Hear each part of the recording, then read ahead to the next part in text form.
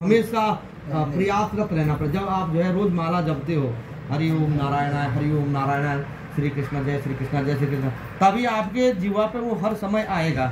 आप कभी लेते नहीं, हमेशा गालियां देते हो और एक दिन आप सोचोगे आज मैं माला जपूं, तो वो संभव नहीं हो पाता है। इसके लिए आपको करत करत रोज अभ्यास करना पड़ेगा, है ना। हमारे यहाँ एक दादाजी थे, तो बड़े ही ऐसे थे वो कि मतलब कभी भगवान को मानते नहीं थे। ये हमने तो थोड़ा ही उनका दर्शन किया था, लेकिन उनके बारे में बोलते हैं कि जब जो है पूरे जिंदगी भर उन्होंने कभी जो है ब्राह्मण कुल में जन्म लिया था, लेकिन जो है कभी भी कोई अच्छा कर्म नहीं किया। तो भीड़ पालते थे, वो भीड़ें रखी थी और भीड़ पाल करके, ये हम अपनी कहानी बता रहे, ये कहीं तो भीड़ पालते थे वो, भीड़ को लेकर के हमेशा जंगलों में रहते थे और भीड़ के ही ऊन का कपड़ा पहनते थे हमेशा। ऐसा उनका रहन सहन खान पान, उनको हम जाट बोलते थे, इनका नाम ही जाट रखा था, क्योंकि मारपीट में भी कम नहीं थे, लड़ाई झगड़ा में कम नहीं थे और ब्राह्मण का एक भी अंश उनके अंदर नहीं था। तो उनके जो पारिवारिक लोग थे, उन्होंने सब ने बोला कि अब दादाजी मरने वाले हैं, अब इनका अंत समय आ गया है, शरीर एकदम जो है ये खाल उल्टी होने लगी। ऐसे ऐसे जब उनका इनको उन्होंने, तो गांव में कुछ अच्छे अच्छे लोग भी थे, उन्होंने बोला कि यार इनको ऐसा करो कि इनको कुछ हरि भगवान का नाम तो ये देंगे नहीं, भगवान का नाम तो ये देंगे नहीं, नहीं इन्होंने कभी लिया। इतना द्वेष था भगवान के प्रति इनका, तो इनको कुछ ऐसे बोल दिया, इनको ऐसा कुछ बोलो कि अब आप अंतिम अवस्था में है, आप इस प्रकार का। तो लोगों ने बोलो, अच्छे काम तो नहीं किए उन्होंने, लेकिन बोला कि इनको बोलो कि आप हरी सब्जी बनाओ, आप ये बोलो कि आप रोज हरी सब्जी खाओ, आप हरी सब्जी का नाम ले लो। हरी सब्जी ये पत्तेदार नहीं, तो राई मेथी धनिया, ये इनको बोला कि किसी अच्छे आदमी ने कि आप ऐसा करना, अपने बच्चों को बोलना कि रोज हरी सब्जी बनाओ, हरी सब्जी बनाओ, इस प्रकार से आप जो है इनको बोलना। तो लेकिन अब देखो बुद्धि को बुद्धि है ना, उन्होंने बोला ठीक है मैं ये बोलूँगा, लेकिन उन्होंने हरी नहीं बोला, उन्होंने बोले कच्ची सब्जी बनाओ रोज, कभी हरी का नाम नहीं लिया, कभी है ना, कच्ची सब्जी बनाओ मेरे लिए। तो उन्होंने बोला आपका खून कम है, आप हरी सब्जी खाओ। तो फिर तो ये समय है, तो एक दिन में नहीं परिवर्तन होता है। हम अगर सोचते हैं कि एक दिन में ये जो है परिवर्तन होगा, इसके लिए जो है आपको नित्य प्रति अभ्यास करना पड़ेगा। इस प्रकार से भगवान कहते हैं कि आतुर काल में किए हुए ये कर्म जो है प्राण छोटे समय आदमी को जो है काम देते हैं। जीवन भर का किया हुआ सत्कर्म जो है अंत समय को आदमी को जो है सदमार्ग की तरफ ले जाता है। जो यम मार्ग है उस तरफ का रास्ता स्वतः ही बंद हो जाता है। इस प्रकार से जो बोलते हैं जिन्होंने हमेशा अच्छे कर्म किए हैं, जिन्होंने हमेशा सत्य का पालन किया है, हमेशा जो है दान धर्म किया है, दया धर्म किया है, सत्य का पालन किया है, परोपकार का काम किया है, उनकी आत्मा जो है मुक्ति के रास्ते से ऊपर के लोगों को भूव स्व मय जन्म तप सत्य और ब्रह्मलोक, इन लोकों में चली जाती है, उनको मुक्ति मिल जाती है। स्वीकार करने वाले लोगों के प्राण 7 छिद्रों से, आँख नाक कान मुख जितने भी छेद है, इन छेदों से जो है ऊपर के लोगों को चली जाती है। और जो योगी लोग होते हैं उनके ताल छिद्र से, मुंह से जो है उनके प्राण निकलते हैं। और जो अपान वायु के मार्ग से नीचे के छिद्रों से जिनके प्राण निकलते हैं, उनको यम मार्ग में जाना पड़ता है। प्राण वायु निकल जाने के काल में घायल वृक्ष जमीन पर गिरा रहता है। इस प्रकार से अनेक प्रकार के जो है ये बताया गया था। पश्चात देह में चेष्टाहीन, चेष्टा मतलब अनेक प्रकार की सामर्थ्य शरीर करता है हिलने डुलने की, लेकिन हिल डुल नहीं पाता है और उसमें अनेक प्रकार की और स्पष्ट दुर्गंध आती है। देह की अवस्था में कृमि विष्टा भस्मी, ये इस प्रकार के जो है। तो भगवान कहते हैं कि ये शरीर जो है ये कैसा है, ये कृमि विष्टा यही तो भरा हुआ, इसमें क्या है, गंदी तो है। जो आपने अन्न खाया थोड़ी देर वो जो है सड़ गया अंदर, तो क्या बना उसमें, जहर ही तो बना है ना। तो उसके बाद अनेक प्रकार के कृमि उसमें होती है, विष्टा उसमें भरा होता है, भस्म उसमें भरा। अंत में इस शरीर का क्या बनता है, राख। बस शंकर जी भस्म को क्यों रमाते हैं कि संसार का पूरा सार ही तो भस्म है। जितना भी आदमी ने जो है ना, धनानि भूमो पशवोई गोष्ठी, इसी में कल आया था कि धनानि भूमो पशवोई गोष्ठी द्वारी गृह नारी सका शमशाने है देह चितायाम परलोक मार्गे। धन को आदमी पूरी जिंदगी खत्म हो जाती है, जोड़ते जोड़ते जोड़ते जोड़ते तो भी वो पूरा नहीं हो पाता है। इतना उस बैंक में रखता हूँ, इतना वहाँ ले जाऊँगा, इतना प्लॉट वहाँ ले लूँगा, इस लड़के के नाम पे इतना रखूँगा, बेटी के नाम पे इतना हो गया, इतना पैसा, हमेशा वही तो होता। कभी आदमी को देखा कि 2 मिनट एक अगरबत्ती जलाए, खड़े हाथ से ऐसे भगवान को प्रणाम किया, फिर बैठ गया हिसाब किताब करने पे, इतना वहाँ लग गया, इतना धनानि भूमि इतनी वहाँ जोड़ दी, इतनी वहाँ जोड़ी है। बस वही गोष्ठी, ये भी धरा का धरा है। आपका बैंक बैलेंस वहीं रहता है, आपका रुपया पैसा वहीं रहता है, आपकी ज़मीन जायदाद के टुकड़े वहीं रहते हैं। जब आप अचेतन अवस्था में पड़ जाते हो, जब शरीर आपका साथ नहीं देता है, आपके पशु, कोई कुत्ता पालता है, कोई गाय पालता है, कोई अनेक प्रकार के जीवों का पालन करता, किसी को पक्षी पालने का शौक होता है, तो ये पशु भी आपके जो है गोष्ठ में ही बंधे रहते हैं, है ना। गौशालाओं में ही, गौशाला गोष्ठ में ही वो बंधे रहते हैं। द्वारी गृह नारी, जिस नारी को जो है जीवन का अंग माना जाता है, पुरुष और नारी एक अंग है, वो नारी भी जो है आपके द्वार से जब शव यात्रा आपकी निकलती है, तो कोई स्त्री ऐसी है कि जो दरवाजे के पीछे जो है कि भाई मैं भी नहीं रहूँगी, उसके बाद जो है द्वार पे ही जो अपना थोड़ा तो सांसारिक जो क्रियाएं हैं रोक पीट करके जो है वहीं पे जो है थोड़ी देर बाद शांत हो जाती है ना। द्वारी गृह नारी सका समझाने, दो चार लोग अच्छे होते हैं, 2-4 बुरे होते हैं, वो शव को लेके जाते हैं, वहाँ भी तो अच्छी बात नहीं बोलते हैं। कोई बोलता है अच्छा आदमी नहीं था, इसने जीवन भर जो है पाप कर्म किया, इसने अनाचार किया, इसलिए तो इसकी मृत्यु हो गई है, इसका कोई अच्छा नहीं बोलता जाने के बाद भी, है ना। कोई होगा जो बोलता अरे यार चला गया बेचारा, ऐसा। लेकिन हमेशा लोग, है ना, वो भी शमशान भूमि तक आपको, आपकी चिता को भाई बहुत मोटा था, इसने तो जीवन भर अन्याय का खाया है, अत्याचार का खाया, इसलिए इसका शरीर इतना मोटा है, उसको पटक देते हैं शमशान घाट पे। और शमशान घाट पे पटकने के बाद इस शरीर को हम कितना बचा के रखते हैं, संभाल के रखते हैं, धूप में नहीं निकलते हैं, बारिश में नहीं निकलते हैं, कितनी प्रकार की क्रीम पाउडर इस शरीर पे मल करके लगाते हैं, काम में जी चुराते हैं, कितने मल करके खाना खाते हैं, कितने जीवों की जीव हत्या करके हम इस शरीर को मोटा करते हैं कभी, है। तो इस प्रकार ये शरीर भी हमारा चिता तक ही साथ देता है। चिता में जाने के बाद क्षिति जल पावक गगन समीरा, ये 5 तत्व हैं, है ना। त्वक चर्म मेद मज्जा रुधिर हड्डी, ये सब जो है अपने सब जल करके राख हो जाते हैं, नीचे गिर जाते हैं, पानी में सूख जाता है, हवा में मिल जाती है, आकाश तत्व ऊपर उड़ जाता, सारे धरे के धरे। अंत में हमारे साथ क्या गया, हमने तो खाली हाथ ही जाना है। तो इसलिए कहते हैं कि खाया पिया हमारे अंग लगा, और जो भी हमने दिया लिया वो हमारे पोटली बांध करके हमारे संग गया। तो बोले श्रीमन नारायण भगवान की जय। इसलिए जो है भगवान कहते हैं कि क्यों इस देह पे घमंड करता मनुष्य, है ना। ये बोलते हैं कि ये देह जो है कृमि विष्टा और भस्मी रूप है, क्यों ऐसी देह पर घमंड करता है। जैसे हवा और पानी में, पानी मिट्टी में, ये सब एक साथ मिल जाता है। हवा मिट्टी में मिल जाती है, आकाश तत्व में मिल जाता है, सब जो है अपने अपने रूप में परिणित हो जाते हैं। शिव रूपी अंत में शिव रूपी भस्म, है ना। भस्म को भगवान शंकर प्रमाते हैं कि अंत में इस संसार में कुछ नहीं। इसलिए तो शंकर जी कभी जो है फूल माला नहीं पहनते हैं, कभी जो है आभूषण नहीं पहनते। उन्होंने बोला कि संसार का नाश होना है, जीव का इसी में तो नाश है, यही आनंद है, यही तो सार है संसार का, है ना। ये इसलिए भगवान कहते हैं यदा विमान दाया किंकिराजनी, अंत में कहते हैं कि जब सब अपने अपने में हो जाते, मुक्त जगत में साक्षी पर आत्मा ही साक्षी है, बाकी कुछ सत्य नहीं है। यही आत्मा साक्षी है जो हमेशा जो है शाश्वत रहती है। इंद्रिय युक्त विषयों से घिरा हुआ जीव काम क्रोध लोभ मोह मद कर्म स्पर्श कोष रहित जो है पुण्य वासनाओं से हमेशा युक्त रहता है। इन्हीं चीज़ों में हमेशा घिरा रहता है, किसी प्रकार से कोई नवीन कार्य उसके द्वारा नहीं होते हैं। अंत में जो है जब ये आत्मा इन सब को छोड़ देती है, काम क्रोध मद लोभ मोह मत्सर भाव, इस प्रकार से जब इनको छोड़ देती है, तो फिर पुनः आत्मा का नाश नहीं होता है।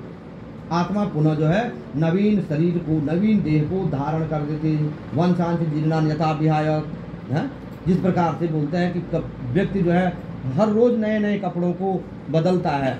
कोई पुराना कपड़ा हो गया, कोई फट गया, उसको बदल करके जो है व्यक्ति नए कपड़ों को जैसे धारण करता है, वैसे आत्मा भी जो है नए शरीर को, पुराने शरीर को छोड़ करके नए शरीर को धारण करती है। इस प्रकार से 3 कली जल वाले भगवान अंत में जो बोलते हैं कि जिन्होंने सत्कर्म किया है, धर्मज्ञ जो लोग हैं, पंडितात्मा जो है, धर्मात्मा जो है, उनको उनको हमेशा मैं प्यार करता हूँ, वो मेरे परम प्रिय हैं, वो मेरे आसपास ही रहते हैं जिन्होंने सत्कर्म किया है। और उसमें कोई जरूरी नहीं कि वो पंडित ही होना चाहिए, है ना, उसमें कोई भी हो सकता है। इसलिए जो है भगवान कहते हैं वो मेरे हमेशा चारों तरफ ही होते हैं, वो मेरे देवदूतों के समान होते हैं।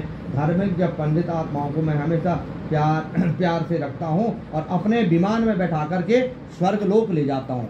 भगवान खुद कहते हैं कि जो इस प्रकार की पुण्य आत्माएं हैं, मैं उनको अपने देवदूत समझ करके अपने देवदूतों के साथ मैं उनको विमान में बिठा करके स्वर्ग लोक ले जाता हूँ। इस प्रकार से वह जीव दिव्य देह पाकर सुंदर आभूषण और रत्नों से युक्त होकर के अंत में अनेक अनेक प्रकार की मणियों की माला पहन करके सुंदर वस्त्रों को धारण करके देवों द्वारा पूजित होकर के स्वर्गलोक में आजीवन निवास करता है अंत समय तक। इसे गरुड़ पुराण नाम श्रीमन्नारायण भगवान की जय, बोले गरुड़ भगवान की जय, विष्णु भगवान की जय, लाल गोविंद भगवान की जय, सच्चिदानंद भगवान श्रीमन्नारायण नारायण नारायण श्रीमन्नारायण नारायण नारायण भजमन नारायण नारायण नारायण गोविंद नारायण नारायण नारायण लक्ष्मी नारायण नारायण नारायण लक्ष्मी नारायण नारायण नारायण गोविंद नारायण नारायण नारायण गोविंद नारायण नारायण नारायण। बोले विष्णु भगवान नारायण भगवान की जय, सच्चिदानंद भगवान की जय, श्री गरुड़ पुराण की जय। नारायणाय नमः। और 10वां अध्याय श्री गरुड़वाच। 10वें अध्याय में श्री गरुड़ जी महाराज कहते हैं, गरुड़ जी अनेक अनेक प्रकार के प्रश्न करते जाते इसमें, है ना। तो गरुड़ जी ने फिर इसमें पूछा, यदि ऐसा कोई प्राणी है जिनकी पत्नी सती हो जाती है तो उसकी क्या महिमा है, उसकी सदगति किस प्रकार से होती है, उसको किस प्रकार से जो है उसकी और दैविक क्रिया कैसी होनी चाहिए। कोई सती हो गई है, आदमी जीवित है, उसकी इस प्रकार से उसकी कैसी। तो भगवान कहते हैं कि मैं उनकी और दैविक क्रियाओं का वर्णन करता हूँ, उनकी किस प्रकार से अंत्येष्टि क्रिया, और दैविक क्रिया मतलब अंत्येष्टि क्रिया, जो ऐसी स्त्रियों की अंत्येष्टि क्रिया करते हैं उनको मैं करने से जो है, जो इस प्रकार से उनकी अंत्येष्टि क्रिया करता है, उनके पुत्र पौत्र इत्यादि जितने भी ऋण हैं, पितृ ऋण इत्यादि हैं, उनके पुत्र पौत्र हमेशा जो है लंबे समय तक, चिरकाल समय तक जो है सुखी रहते हैं।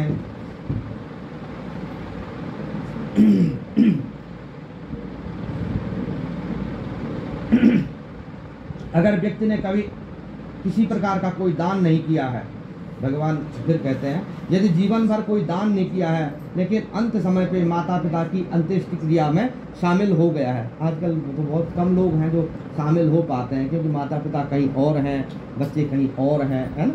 तो इसलिए जो है वो तीसरे चौथे दिन ही पहुंच पाते हैं। लेकिन लिखा हुआ है कि जो व्यक्ति, अगर व्यक्ति ने कभी कोई किसी प्रकार का दान नहीं किया है और सिर्फ माता पिता की अंत्येष्टि क्रियाक्रम में जो है अग्निष्ट होम यज्ञ में शामिल हो गया, तो वो जो है अग्निष्ट होम के समान उसको फल मिलता है, अनेक यज्ञों के समान उसको फल मिलता है जो इन क्रियाओं में शामिल होता है। माता या पिता के देहांत के बाद शोक को छोड़ करके सारे पापों की शांति के लिए भगवान से प्रार्थना करनी चाहिए। और किस प्रकार की क्रिया करनी चाहिए, उसमें ऐसा नहीं कि रोना धोना नहीं चाहिए, बल्कि, है ना। गरुड़ पुराण में लिखा हुआ है, जब किसी की मृत्यु हो जाती है उसमें ज़्यादा रोना धोना नहीं चाहिए, उसमें थोड़ा, जैसे बहुत सारे लोग होते छाती पीट के रोते हैं, विलाप करते हैं, उस प्रकार की क्रिया नहीं करनी चाहिए। तो उसमें बोलते हैं कि सब भाइयों को एक साथ हो करके जो है मुंडन कराना चाहिए। सबसे पहले तो बाल छोड़ने चाहिए। ऐसा जो नहीं करता है वो भव सागर से पार नहीं होता है, और वो जो है पुत्र कहलाने का भी अधिकारी नहीं है, पिता का पुत्र नहीं है वो, जो अपने पिता और माता के लिए जो है इस प्रकार के क्रियाकर्मों को नहीं करता है। इसलिए पुत्रों को मुंडन तो जरूर ही करवाना चाहिए, नाती पोतों को भी जो है मुंडन करवाना चाहिए, परंतु नाखून नहीं काटने चाहिए, बगल के बाल नहीं काटने चाहिए। ऐसा नहीं कि जो पूरा शरीर को छेद दिया, है ना, इस प्रकार में।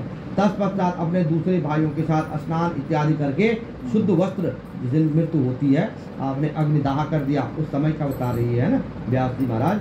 दूसरे अपने सगे संबंधी भाइयों के साथ में स्नान इत्यादि करके, मुंडन करने के बाद स्नान इत्यादि करके नवीन वस्त्र, स्वच्छ वस्त्र धारण करने चाहिए। उसके बाद ताजे जल से मृत शरीर को स्नान करवाना चाहिए। जब व्यक्ति की मृत्यु हो जाती है उस समय की बात है ये, है ना। पहले अपने बाल इत्यादि कटवा दिए, फिर स्नान कर दिया, शुद्ध स्वच्छ वस्त्र धारण कर दिए। उसके बाद ताजे जल से मृत शरीर को स्नान करा करके उसमें चंदन इत्यादि का लेप करवाना चाहिए, है ना। उस शरीर को तब तक नए कपड़े से ढक कर रखना चाहिए जब तक वो जो है शमशान भूमि तक नहीं पहुंचता है। नए कपड़े से ढक करके उसका नाम, गोत्र इत्यादि बोल करके मृत स्थान पर शिव नाम का उच्चारण करना चाहिए। किसी व्यक्ति को शिव नाम का उच्चारण करने से उसको दक्षिणा इत्यादि देना चाहिए। उसके हाथ से पिंडदान करवाना चाहिए। उसमें 5 पिंड होते ना, 5 पिंड होते वहाँ पे, पितरनामा, दाह संस्कार नामा पिंड, पंथ नामा पिंड, है ना, द्वार पिंड, ये स्थान पिंड, उसमें 5 प्रकार के उसमें पिंडदान करने चाहिए। इस प्रकार उस भूमि में मौजूद जो उस भूमि के देवता हैं, ऐसा करने से वो प्रसन्न हो जाते हैं। और इस प्रकार पंथ नामक दरवाजे पर पिंडदान करना चाहिए, पंथ नामक पिंडदान करना चाहिए। इससे भूतों की गिनती कम हो जाती है। जो भूत प्रेत आगे पीछे चलते रहते हैं वो कम हो जाते हैं। दुर्गत नाम की जीवा जो इसमें बाधा डालता है वो दूर हट जाता है, जो मार है ना, जो मृत आत्मा को। तदुपरांत पुत्र वधु इत्यादि शरीर में पूजा, उनकी पूजा करनी चाहिए। और अंत में जो है कंधा देना चाहिए, है ना। जो पुत्र अपने माता पिता की अर्थी को कंधा नहीं देता है, मतलब वो जो है हमेशा नारकी योनियों में पड़ा रहता है। इसलिए जो है जो पुत्र अपने माता पिता को के मृत शरीर को कंधे पर ले जा, अर्थी में रख करके, कंधे पर रख करके शमशान भूमि तक ले जाता है, हर कदम पर वो उसको जो है जितने कदम वो चलता है उतने अश्वमेध यज्ञ का फल उसको प्राप्त होता है। इसलिए जो है माता पिता की अर्थी को जो है किसी दूसरे के कंधे पर नहीं देना चाहिए, है ना। इस प्रकार से यदि कोई अस्वस्थता शरीर में आ गई है वो अलग बात है, नहीं तो जो है माता पिता की अर्थी को अपने खुद ही उस पर ले जाना चाहिए।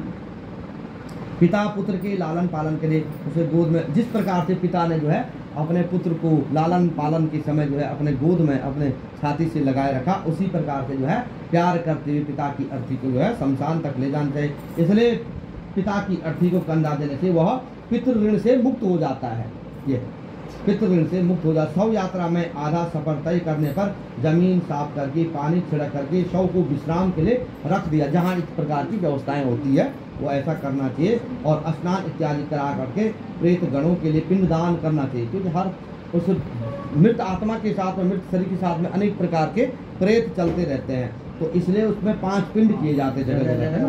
पहले घर में भी उसको प्रेत घेर के रखते हैं।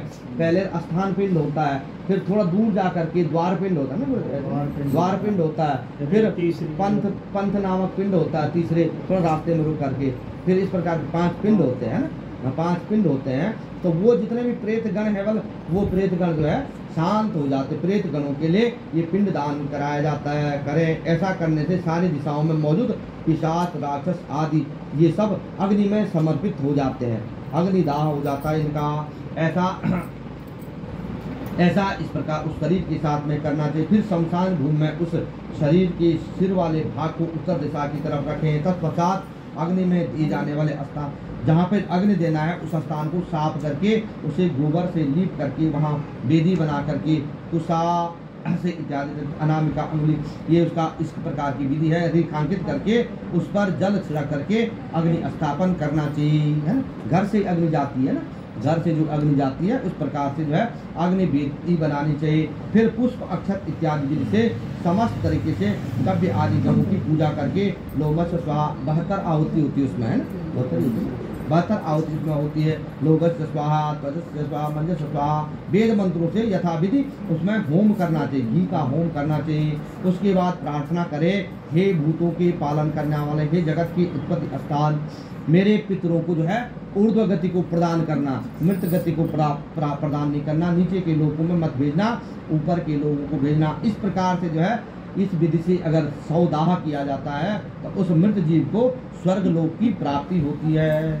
अग्नि प्रार्थना के बाद तुलसी, चंदन, धाक और पीपल की लकड़ियों से बनी हुई चिता पर मृत देह रख करके उस प्रेत का नाम लेकर के मृत स्थान पर 2 पिंड करने चाहिए। चिता को छोड़ करके इसलिए इसमें क्या होता कि जो शरीर प्रेत योनि में पड़ा हुआ है वो जो है प्रेतत्व को छोड़ करके जो है मुक्त हो जाता है, मुक्त हो जाता है। इस प्रकार से प्रेत कर्म, इस प्रकार से जो है प्रेत शरीर को छोड़ करके मुक्त हो जाता है कि इस प्रकार से जो है इसकी विधि है। साधक के मरे हुए आधा प्रेत का नाम लेकर के चिता में पिंडदान डालते हैं। एक पिंड चिता पिंड होता अंतिम पिंड ना। इस प्रकार 100 में 5 पिंड पाने की वो 100 जो है जब तक शमशान भूमि तक जाता है तब तक जो है 5 पिंड किए जाते हैं। ऐसा न करने से पहले बताए गए प्रेत उसमें बाधा डालते हैं।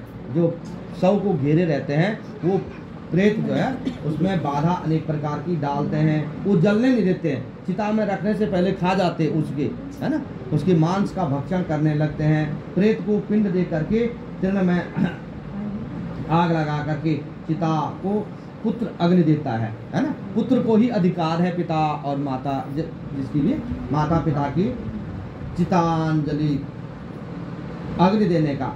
100 को जल जाने के बाद जो है हवन कुंड की अग्नि, फिर अग्नि नहीं लेनी चाहिए अलग से, है ना, उसमें नहीं लेनी चाहिए। पंचक में मरने वाले का दाह न करें।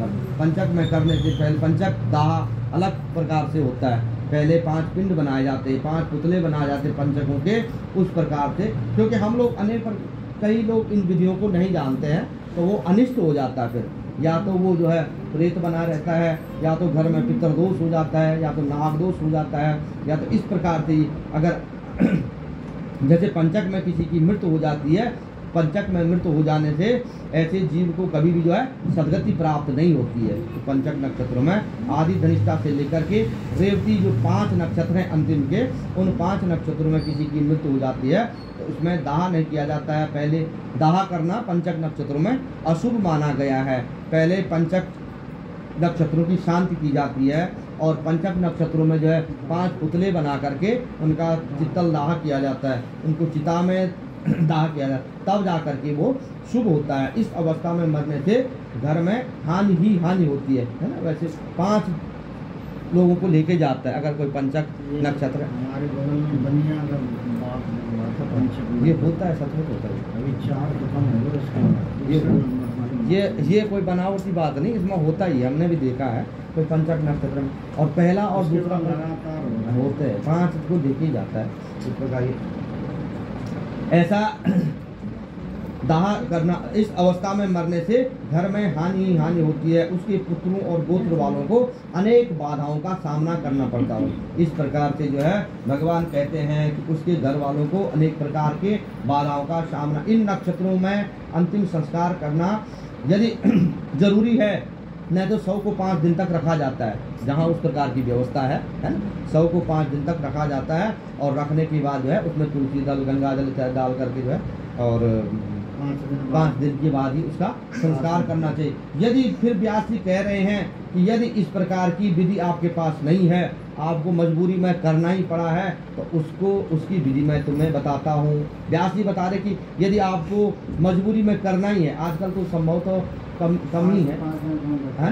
तो लेकिन व्यास जी फिर कहते हैं कि हे पक्षीराज गरुड़, भगवान फिर कहते हैं कि 4 पुतले बना करके कुशाकी, है ना, कुशाकी है ना, हाँ, 4 पुतले बनते, पहले 4 कुशाकी पुतले बनते हैं। उन नक्षत्रों में 5वां तो वो हो गए ना, 5वां तो वो है ही, है ना। इस प्रकार से जो है बोलते हैं कि उन नक्षत्रों से अभिमंत्रित कर 100 के नजदीक रख देना चाहिए, 2 इधर 2 इधर। इस प्रकार से जो है तत्पश्चात नक्षत्र मंत्रों से होम करते हुए ऐसे कुछ मंत्र हैं उसके, ऐसा शब्द बोल करके उनमें होम करना चाहिए। उन पुतलों का संस्कार करना चाहिए। उसके बाद पुतलों से 100 का अंतिम संस्कार कर, पहले उन पुतलों का संस्कार करना चाहिए, फिर जो है 100 का अंतिम संस्कार करना चाहिए। फिर सपिंडन श्राद्ध के दिन पुत्र विधि से पंचक शांति फिर होती है ना। जिस दिन जो है सपिंडन 10वीं होती है ना, 10वीं को बोलते हैं, जिस दिन सपिंडन संस्कार होता है उस दिन फिर पंचक शांति करानी चाहिए।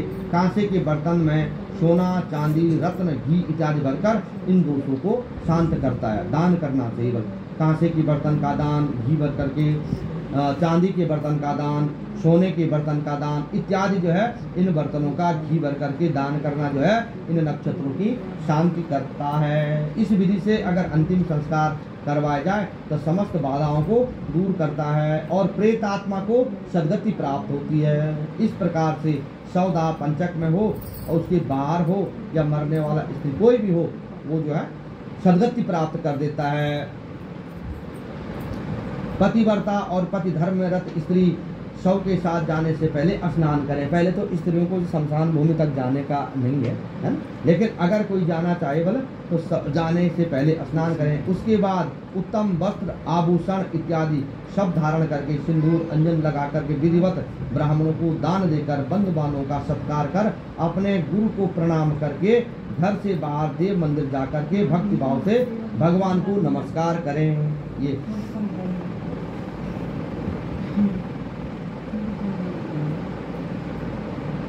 और इसमें बल मोह नहीं करना चाहिए है ना, लज्जा इत्यादि नहीं करनी चाहिए भाई है ना। इस प्रकार उन्हें अंग रखा समर्पण कर और ये सब जो है भगवान को समर्पित कर देना चाहिए। जो आपकी सुहाग की सामग्री है स्नान इत्यादि करके जब किसी पुरुष की मृत्यु हो जाती है, स्त्री अभी जो है सती है पतिव्रता है, तो उस स्त्री को इस प्रकार से कहते हैं ये सब श्रृंगार कर स्नान इत्यादि करके और पूरा श्रृंगार करके अपने बंधु बांधवों सहित ब्राह्मण को लेकर के मंदिर जाना चाहिए और ये सब वहाँ पे जो है छोड़ देना चाहिए, वहाँ पे छोड़ देना चाहिए। और इसमें बल किसी प्रकार का मोह नहीं करना चाहिए, क्या क्या गया है ना, इसमें किसी प्रकार की लज्जा भी नहीं करनी चाहिए और तब जा करके शमशान भूमि की तरफ जाना चाहिए। ये विधि जो है व्यास जी बता रहे हैं। इस प्रकार से जो है तब सूर्य देव को प्रणाम करके चिता को ढक करके पति का सिर अपनी गोद में रखना चाहिए बल और अपने बल्ब सखियों को थमाकर अंत में जो है अब ऐसा नहीं कि जो है छोड़ करके नहीं आना चाहिए। उसके बाद जो भी वहाँ पे हैं उनकी सखी सहेलियाँ जो है जिनका पुत्र नहीं है इनके लिए ये लिखा हुआ है ना, इस प्रकार से अपने बल्ब सखियों को थमा करके चिता में आग देने की अनुमति उनको देनी चाहिए। इस प्रकार से जो है अग्नि को गंगा सदृश शीतल शीतल जान करके और उसका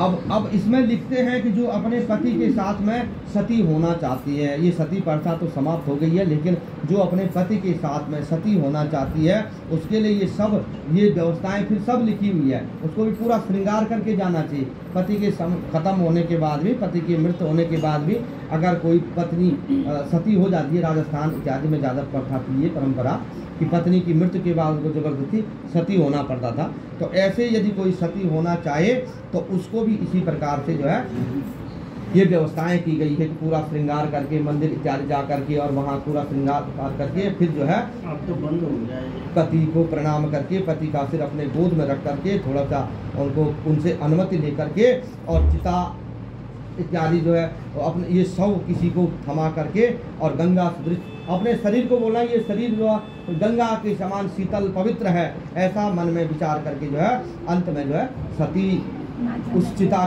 में कूद जाती थी ना, इस प्रकार से। अब फिर इसमें लिखा हुआ कि जो गर्भवती स्त्री है उनको जो है पहले संतान को जन्म देना चाहिए। ऐसा नहीं कि गर्भ में बच्चा है और वो सती हो गई, ऐसा विधान नहीं है। इसमें भगवान वेदव्यास जी बोलते हैं कि भगवान श्री गरुड़ जी से कहते हैं कि गर्भवती होने पर सती होने के लिए पहले संतान को जन्म दें और उसके बाद सती हो। पति को हृदय में धारण करने वाले सती जो है जो अपने पति को हमेशा अपने हृदय में धारण करके रखती है, वो स्त्री को कभी अग्नि पीड़ा नहीं होती है ना, तो उसको कभी किसी प्रकार की कोई पीड़ा नहीं सताती है। अग्नि द्वारा धातुओं के चमकने सदृश स्त्री उस स्त्री के पाप ऐसे भस्म हो जाते हैं जिस प्रकार से जो है अग्नि में किसी धातु को रखा जाता है, सोने चांदी को अग्नि में तपाया जाता है और उसकी जो है गंध जो है उसके जो जितने भी मैल है वो सारे मैल जल करके भस्म हो जाते हैं। जो अपने पति में विश्वास रखती है, जो सती, जो सावित्री, जो इस प्रकार से जो अपने पति के सदृश किसी और को नहीं समझती है, उस स्त्री के पाप बल उसी प्रकार भस्म हो जाते हैं जिस प्रकार अग्नि धातुओं को भस्म करने लेता है। इस प्रकार से पतिव्रता स्त्री भी उसी प्रकार से पवित्र है। मन वचन कर्म से पति की सेवा करना, उसके स्त्री के लिए सब कुछ पति ही है। पति की अनुमति के बिना कभी किसी प्रकार का तीर्थ नहीं करना चाहिए, किसी प्रकार का व्रत नहीं करना चाहिए, किसी प्रकार का कोई जो उपवास नहीं करना चाहिए। जिसमें पति की सहमति हो तब जाकर के उस व्रत को करना चाहिए। मन वचन कर्म से पति सेवा करना उसके मर जाने पर सती हो जाने के समान है। आप समझ लो, कोई जरूरी नहीं कि मर जाना उसके मरने के साथ ही। अगर आप उनके हर वचन को समझती हैं, हर वचन को जानती हैं, है ऐसा नहीं कि जो है पति को बिना पूछे कहीं चले गई, पति को बिना पूछे कुछ, है जो आजकल अमूमन होता है। इस प्रकार से स्त्री धर्म का हर समय पालन करना चाहिए। जो स्त्री इस प्रकार से करती है उसका तेज भगवान सूर्य के समान चमकता रहता है। उसका पति जो है तीनों लोकों में हर समय हमेशा विजयी रहता है। उसके पति को हमेशा दीर्घायु प्राप्त होकर के उत्तम कुल मिलता है अगला जन्म। स्त्री के हाथ में क्षणिक तकलीफ भी उसके पति को नहीं होती है। इस प्रकार से जो है अनेक अनेक प्रकार से श्री व्यासी महाराज कहते हैं। फिर अंत में कहते हैं कि स्त्री के सती न होने पर शव को ही जलाएं। अगर स्त्री कोई है ना अपने पति का जो अनुसरण करती है, अपने पति के दिए हुए रास्ते पर चलती है, तो वो भी एक सती के समान है ना। इस प्रकार से अंत में लिखा शव की आधा जल जाने पर सिर फोड़ करके सांसारिक शव को जो है इस प्रकार से नारियल में घी भर करके और के सिर पे मारना चाहिए। वो कपाल क्रिया इत्यादि जो है वो सारी चीजें को बहुत दूर की है। ये इस प्रकार से जो है इसमें अनेक अनेक प्रकार की विधियां हैं। दाह क्रिया के बाद और पहले जो है जो अगर वहाँ पे जाते तो पहले जो है स्त्री बच्चों को स्नान करना चाहिए। जब दाह संस्कार क्रिया हो जाती उसके बाद पुत्र पौत्र आदि को स्नान कराना चाहिए। फिर अन्य पुरुषों को स्नान करना चाहिए। उसके बाद अपने गोत्र का उच्चारण करे तब अंत में अपने गोत्र वालों को स्नान करना चाहिए। इस प्रकार एक एक अंजलि लेकर के पहले पितरों का ध्यान करना चाहिए, जल इत्यादि लेकर के। अब नीम के पत्ते चबाते हुए मृतक के गुरु की प्रशंसा करते हुए औरतों और बच्चों को आगे करके पुरुषों को पीछे रह करके घर की ओर प्रस्थान करना चाहिए। ये विधि जो है व्यास जी बता रहे हैं। इस विधि से चलने से जो है प्रेत कोई आपके पीछे नहीं चलेगा, प्रेत किसी प्रकार से आपको जो है तंग नहीं करेगा, किसी प्रकार से बाजार से कोई घर आकर के पुनः स्नान इत्यादि करके गोग्रास देवल सबसे पहले गो को दान करना चाहिए। कोई घर में अगर सामग्री आपकी है तो उसका जो है भोजन इत्यादि करें। इसमें फिर कहते हैं कि मृतक के प्राण छोड़ने वाले स्थान को 12 दिन तक लीप करके रखना चाहिए। उस स्थान को खाली नहीं छोड़ना चाहिए।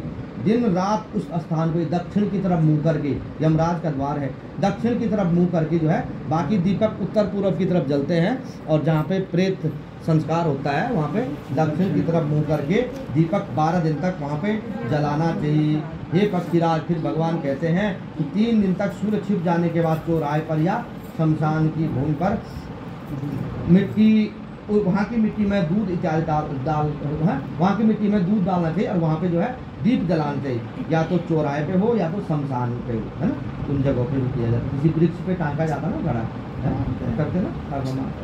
अलग अलग ये देशाचार है, अलग अलग जगह की अलग अलग परंपराएं हैं। इस प्रकार से दूध और जल दे दें बल वहाँ पे। इसे कच्ची मिट्टी के बर्तन, जैसे हम नहीं वो डोरे में बांध कर, कच्चे घड़े को डोरे में बांध कर, हाँ वो कई जगह हमने देखा। इस प्रकार से जो है उसके भी मंत्र हैं। शमशान की आग से जले हुए, इस प्रकार से जो है इस जल से अलग अलग विधि बताई गई है। फिर इसमें प्रथम दिन से जो है 12वें दिन तक की विधि जो हम लोग करते हैं। इसके बाद फिर लिखा गया है पुरुष को अग्निहोत्र होने वाले पुरुषों को चौथे दिन में या तीसरे दिन में उनकी अस्थियां इकट्ठी की जाती है। विधि है शमशान स्थान पर वो अलग अलग प्रकार से उसकी विधि बता रहे हैं। ऐसा कुछ मंत्र बोल करके उनकी अस्थियों को जो है चुनना चाहिए।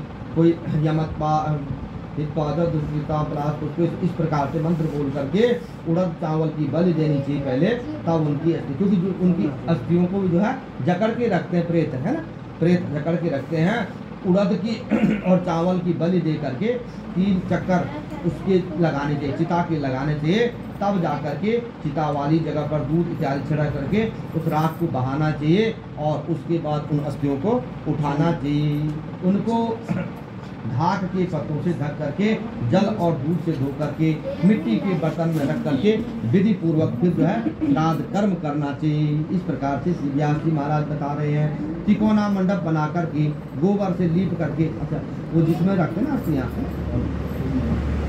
हमारे यहाँ तो गंगा में तुरंत वहीं पे दाह संस्कार होता है, वहीं पे वो करा जाता है। लेकिन जहाँ इस प्रकार रखने की परंपराएं हैं वहाँ पे कहते हैं कि गोबर इत्यादि से लीप करके दक्षिण दिशा की मुँह करके दक्षिण दिशा की तरफ उस घड़े को रखना चाहिए जिसमें आप अस्थियों को रखते हैं, और फिर पिंडदान करना चाहिए दक्षिण दिशा की तरफ मुँह करके। उनको तिकोना बना करके उस घड़े को ऊपर रखना चाहिए। तिकोना बनता है ना, तीन तरफ से जो जैसे नहीं बनते वो, उस प्रकार है, उस प्रकार से चिता की राख को इकट्ठा कर उसमें तिपाही में रख करके उसे जल से भरा हुआ खुले अनेक प्रकार से इस प्रकार की विधि बता रहे हैं। तत्पश्चात चावल इत्यादि दही इत्यादि बना करके प्रेतात्मा के लिए जो है जल के साथ बलि देनी चाहिए, जो हम सुबह शाम जो आप देते हैं इस प्रकार से।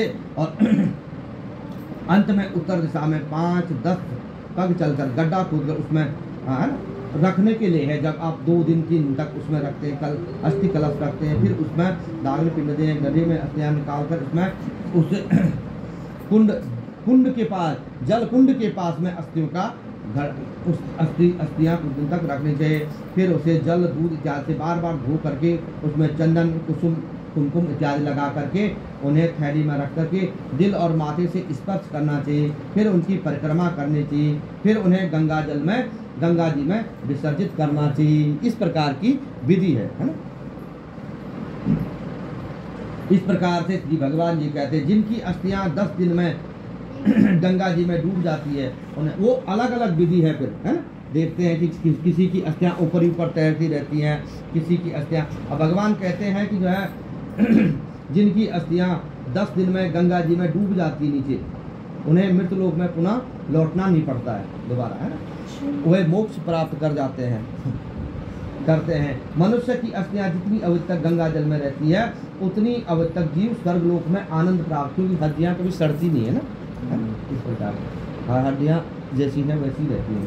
स्वर्ग लोक का आनंद प्राप्त करता है, इसलिए जो है अस्थियों को ऐसे नहीं छोड़ना चाहिए, उसमें पक्का जो है अस्थिदाह करना चाहिए, है ना, फूल चुनना इस प्रकार से। गंगा जी के पानी को छूकर हवा में मृतक जिस प्रकार से जो है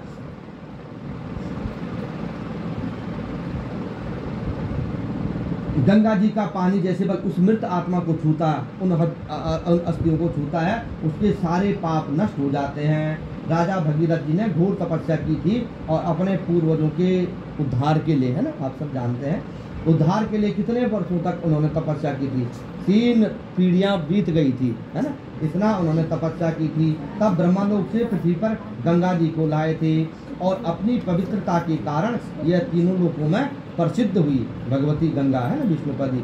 सगर के 60,000 पुत्रों को गंगा के स्पर्श मात्र से ही जो है मुक्ति मिल गई थी। इस प्रकार से जो जीव मृत्यु काल में मृत्यु लोक में पाप कर मर गई, उनकी अस्थियां मरणोपरांत मरने के बाद गंगा जी में विसर्जित जरूर करनी चाहिए, है ना, हर जीव की, तब उन्हें स्वर्गलोक की प्राप्ति होती है। इस प्रकार से जो है सब प्राणियों को मारने वाला तो कोई न कोई है ही है ना, मरना तो सबको है ही। इस प्रकार से कहते हैं कि जो व्याध इत्यादि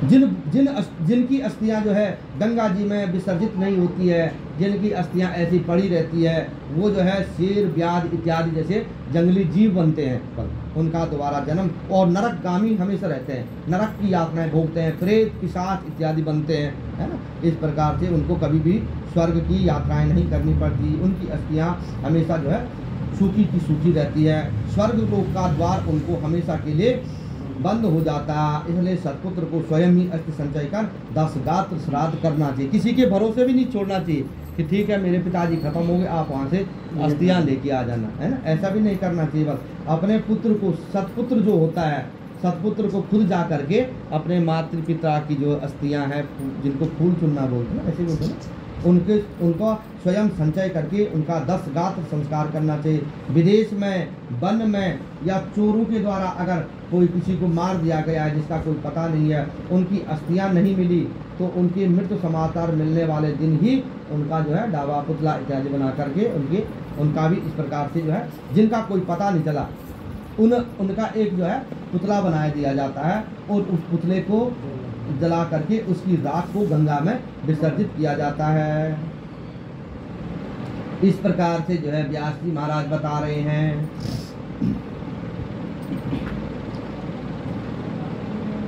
इस पर फिर अंत में कहते हैं कि किस किस की अस्थियों का विसर्जन करना चाहिए।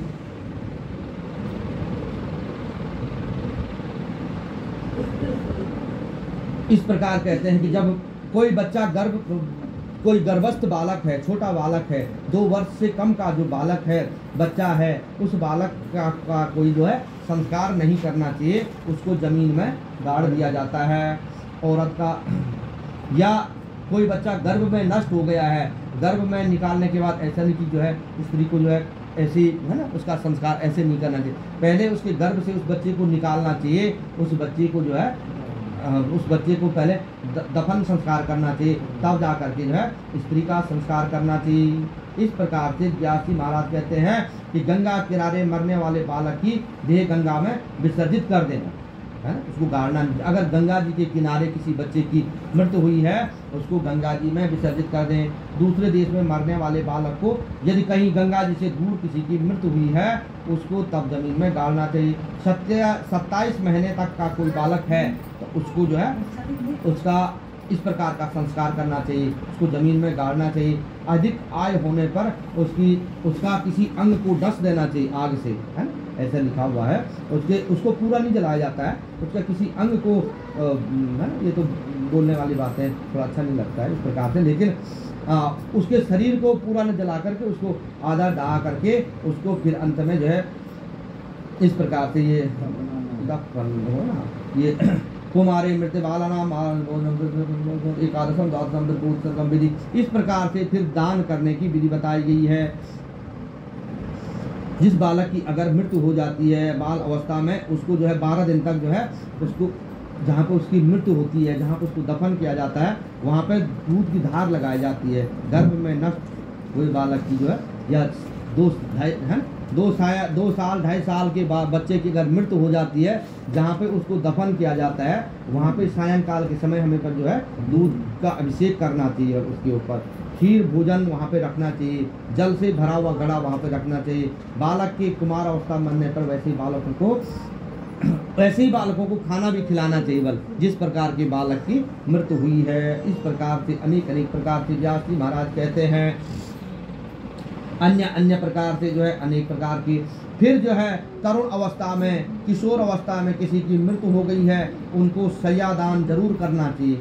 जो आप सैयादान यहाँ करते हैं वही वहाँ पितरों को मिलता है, चाहे उसमें सैयादान में पूरे कपड़े से लेकर बिस्तर से लेकर सारी सामग्री जो आप इस्तेमाल करते हैं, उन सारी बिरखूत सर्गदान, बैल का भी दान होता है, ये सबसे बड़ा महादान है। इसको गोदान, ये 3 दान जो है, सैयादान, बिरखूत सर्गदान और ये जो है गोदान, ये महान दान है। ये अनेक प्रकार की यम यातनाओं से उस जीव को मुक्त कर देते हैं। इस प्रकार से जो है दान की महिमा व्यास जी महाराज बता रहे हैं। और दान भी जो है इसलिए पिंड दान, और अंत में जो है उसी जिसको आप सयादान देते हो उसके हाथ से और दान लेने का भी अधिकार जो है अपने ही कुल पुरोहित को है। दान भी हम है ना इधर उधर नहीं देना चाहिए। जो आपके पितृ तारण करने का अधिकार सिर्फ अपने कुल पुरोहित को ही होता है, जो अपने सगोत्री पंडित होते हैं उनको ही होता है पितरों का श्राद्ध क्रियाकर्म इत्यादि करने का और दान लेने का भी। इसलिए उनको जो है सयादान से पहले वो जो है पिंड दान करते हैं, जलदान क्रिया करके पितृ मोक्ष की प्रार्थना करते हैं, पितृ श्राद्ध करते हैं, गया श्राद्ध करते हैं, है ना, इतनी जगह का ध्यान करते तब जा करके। इस प्रकार भगवान कहते हैं कि 4 प्रकार के सन्यासी, हंस, परमहंस, कुटी, चक्र, बहुदक की मृत्यु होने पर उन्हें भूमि में स्थापित उनकी समाधि बनाई जाती है ना, संत लोगों की जो उस जगह पर गंगा आदि नदियाँ नहीं होनी चाहिए, गंगा से दूर महानदियाँ होने पर वो स्थान उनकी अस्थियों को जो है फिर उनकी अस्थियों को निकाला जाता, उनकी समाधि से उनकी अस्थियों को निकाल करके महान प्रवाह किया जाता उनका। इस प्रकार से अनेक प्रकार से श्री गरुड़ जी महाराज को भगवान कहते इति गरुड़ पुराण अष्ट संचय 10वां अध्याय। श्रीमन नारायण भगवान की जय, सच्चिदानंद भगवान की जय, गोविंद नारायण भगवान की जय। अब इस प्रकार से जो है फिर 10 गात्र की विधि भगवान बता रहे हैं कि 10 दिन तक क्या क्या कर्म किए जाते उस घर में, किस प्रकार से उस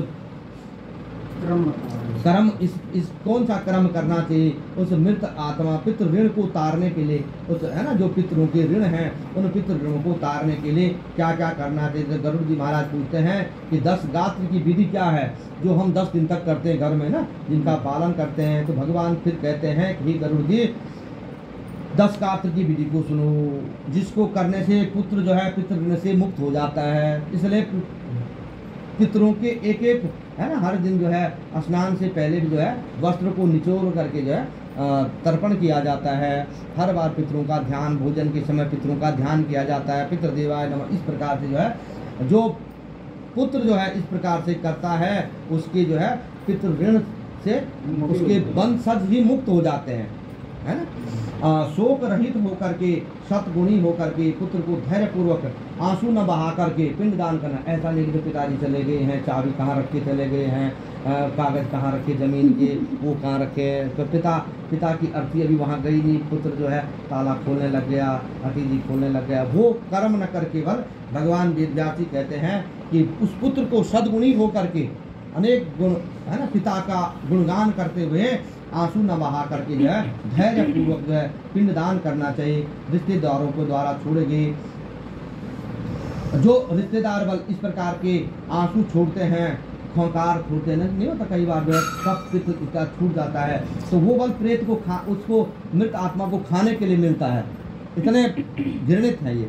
जो व्यक्ति मर जाता है उसके याद में अगर हम बहुत ज़्यादा रोते हैं, ऐसा नहीं कि रोना नहीं चाहिए, ऐसा है कि भाई दुख तो होता ही है, लेकिन जो है ज़्यादा ही बहुत ज़्यादा लोग करते हैं कि खाना पीना सब छोड़ करके जो है लेट जाते हैं, बिल्कुल मैं तो जी नहीं पाऊँ इस प्रकार से जो करते बोलते तो रोते समय जो उनका खोंकार निकलता है ना, खंकार मतलब जो है ना कफ निकलता है ना, वो कफ और जो उसके आंसू निकलते हैं वो आंसू और वो कफ जो है उसको ज़बरदस्ती खिलाया जाता है उस प्रेत आत्मा को। ऐसे इसलिए जो है उसके साथ तो ऐसा बर्ताव करना चाहिए, ऐसा उसको रखना चाहिए, है ना। उस घर में जो है इसलिए तो पवित्रता रखी जाती है, वहाँ हमें तो सत्कर्म किए जाते हैं, गीता पाठ किया जाता है कि कोई भी जो है अब होता है कोई जो है कोई अधिकारी बहुत गुस्से में है, हम उसके गुस्से को और नहीं बढ़ाते, हम उसको शांत कर साहब हो जाएगा, ठीक ठाक हो जाएगा, आप चिंता मत करो, ये हम देख लेंगे, ये वो देख लेंगे, आप शांति से बैठो, कोई ठंडा पानी पी लो, इस प्रकार। तो ये हम क्रियाएं करते हैं। अगर हम रोते हैं, चिल्लाते हैं, छाती पीटते हैं, ये यम के दूत जो है और उग्र हो जाते हैं, जो है ना जितने उनके वंशज वाले बहाते हैं वो खाने को मिलता है। इसलिए आंसू नहीं बहाना चाहिए। 1000 वर्ष तक रोने पर भी मृत शरीर जो है अगर वापस नहीं आता है ना, अगर रोओगे चिल्लाओगे तो वो जो है वापस थोड़ी आता, वो तो चला गया।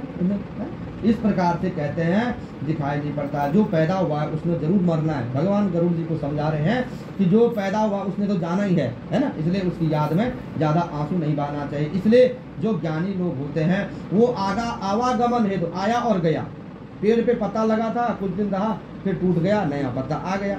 इस प्रकार ये शरीर जो है पंचायती धर्मशाला है ना। हम सब तो सफ़र के साथी हैं।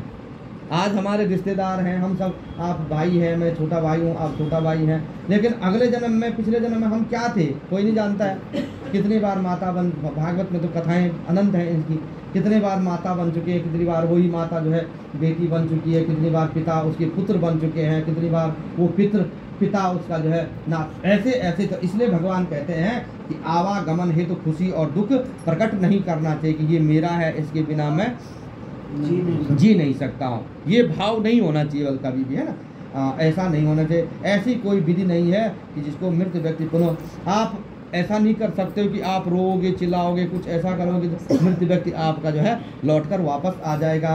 ऐसा कुछ कोई ऐसा भावी घटना को रोकने के लिए कोई उपाय भी नहीं होता है। भगवान कहते हैं कि राजा रामचंद्र और राजा नल, महात्मा युधिष्ठिर, इनके पास भी ये विधि नहीं थी, जिन्होंने हमेशा धर्म का पालन किया है। उन्होंने कष्ट क्यों पाया है?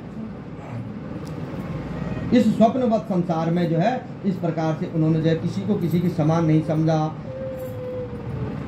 अनेक प्रकार से, जैसे कोई यहाँ इस संसार में लोग ऐसे आते हैं, भगवान वेदव्यास जी कहते हैं, भगवान श्री गरुड़ जी को कहते हैं कि जैसे कोई पथिक क्षण भर के लिए किसी वृक्ष के नीचे विश्राम करता है ना, कुछ समय तक विश्राम करता है और पुनः अपनी मंजिल की तरफ जाना। हमने तो कहीं और जाना है, लेकिन हम यहीं इसी 84 के चक्कर में घूमने लगते हैं। यहाँ मकान बनाऊंगा, वहाँ यही तो हमारे विदाई है, यहाँ गिरने की, पुनरपि जन्मम पुनरपि मरणम पुनरपि जन्मी, जब यहाँ आने का, फिर जो है शुकर कुकर बनने का हम खुद रास्ता तय कर लेते हैं, है ना। खुद हम रास्ता तय करते हैं। इसलिए हमारे ग्रंथों में भी लिखा हुआ है कि जब 50 वर्ष की उम्र हो जाती है, 50 वर्ष तक जो है अपने गृहस्थ धर्म का पालन करो, बच्चे को अपनी राजगद्दी दे दो, दूसरे बच्चे को अपना ये दे दो, नाती पोते हो गए, उनको अपना सारा कार्यभार घर गृहस्थी का उनको दे दो, लो भाई। और 51 52 वन की तरफ संकेत मिलते हैं। 51 मतलब वन, चलो अब वन मतलब अब विरक्त हो जाओ, अलग बैठ करके अपने भजन संध्या ध्यान। 51 52 53 चलते रहो, है ना। संकेत मिलते हैं, कुछ दिन बाद कान धीरे धीरे सुनाना कम हो जाते हैं। पहला संकेत मिल जाता है कि अब आप वृद्ध हो चुके हैं, अब आप इन सब से अलग हो जाओ, लेकिन मशीन लगाते हैं, है ना। कानों में मशीन लग जाती है, फिर भी जो है चलते रहता है।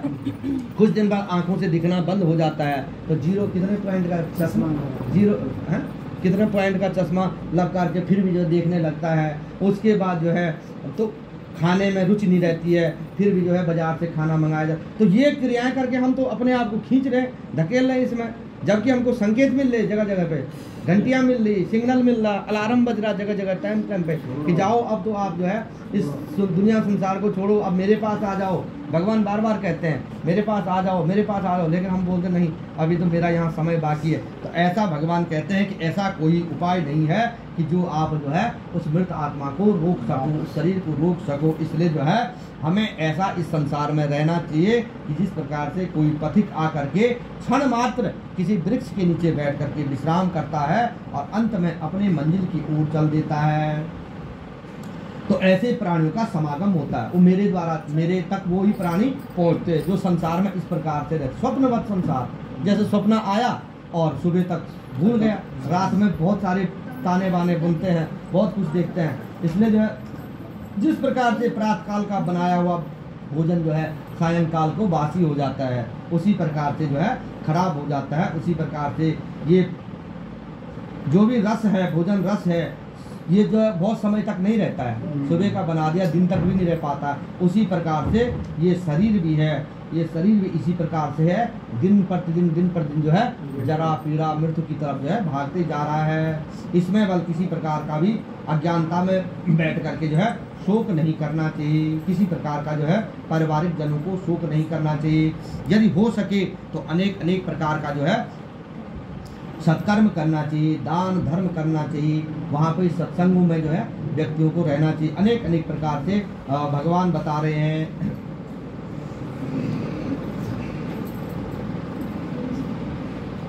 अब इसमें व्यास जी महाराज बता रहे हैं कि किस प्रकार से किसका श्राद्ध करना चाहिए। यदि जो है पुत्रहीन है ना, पुत्रहीन है तो उसका श्राद्ध जो है कनिष्ठ भाई, जो उसका भाई है, किसी का पुत्र नहीं है तो उसका जो सहोदर भाई है उसको श्राद्ध आदि इत्यादि करना चाहिए।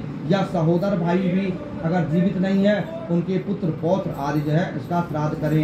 एक पिता की कई संतानें हैं तो उसमें जो सबसे जो ज्येष्ठ पुत्र है उसको जो है पिता का संस्कार करने का, दशगात्र इत्यादि करने का अधिकार है, ये क्रियाएं करने। एक पुरुष की कई पत्नियां हैं, उनके अनेक पुत्र हैं, तो उनमें से भी बोलते हैं कि जो सबसे बड़ा पुत्र है ना, सबसे बड़ा पुत्र है उसको जो है पिंडदान करने का अधिकारी है। और नहीं तो जो है अगर उसके कोई पुत्र नहीं है, पुत्रहीन है, तो मित्र को भी पिंडदान, जो सबसे अपना अच्छा मित्र है, मित्र को भी पिंडदान करने का अधिकार है। और मित्र न होने पर अगर मित्र भी नहीं है, दोस्त भी नहीं है, तो उसको जो है फिर पुरोहित के द्वारा पिंडदान करवाना चाहिए, ब्राह्मण के द्वारा उसका पिंडदान होना, क्योंकि ब्राह्मण ही जो है तारण करने वाला होता है, गुरु ही तारण करने वाला होता है। ऐसा मित्र पुरुष नारी जो इस प्रकार का पिंडदान करता है उसको जो है 1000 यज्ञों का फल मिल जाता है। बस जो इस प्रकार के जो है अपने क्रमवश पिंडदान करवाते हैं उनको इस प्रकार से जो है यज्ञ दान इत्यादि का फल मिल जाता है। इस प्रकार से जो है भगवान कहते हैं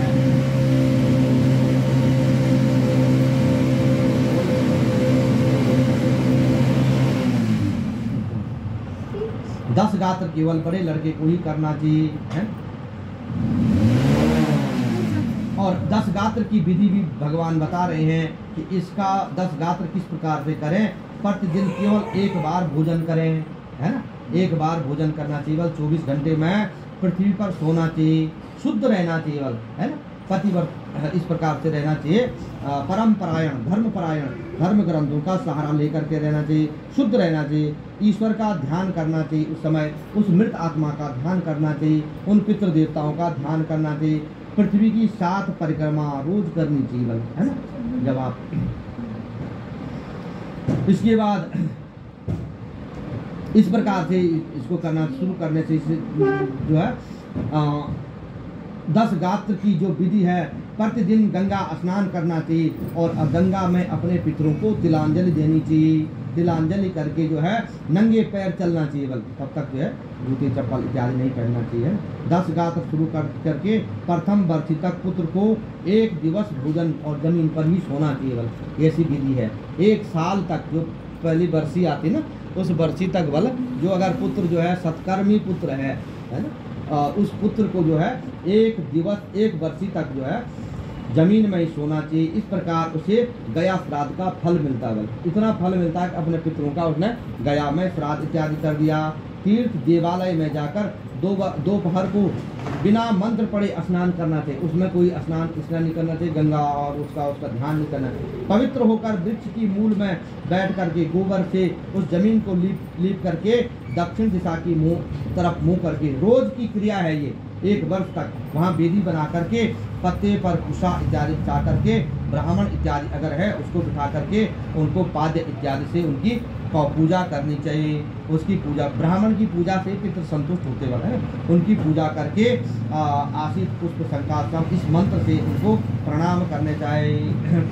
उनको प्रणाम, ब्राह्मण को प्रणाम करना करके उनको जो है जल अर्पण करना चाहिए। तब उस कुशारूपी ब्राह्मण, अगर ब्राह्मण नहीं है, फिर इसमें लिखते हैं अगर ब्राह्मण अगर वहाँ पे मौजूद नहीं है तो कुशा की ब्राह्मण की मूर्ति बना करके और उस वृक्ष के नीचे जो है स्थापित करनी चाहिए। पहले जमीन को लीप करके वहाँ पे कुशा से, जिसको ब्रह्मा बोलते हैं ना, पितृ तर्पण में बनाते ना, कुशा से ब्रह्मा बनाते, उस प्रकार का ब्राह्मण बना करके और कुशासन पे उसको लगा करके अपने पितरों का नाम गोत्र इत्यादि बोल करके वहाँ पे पिंडदान करना चाहिए।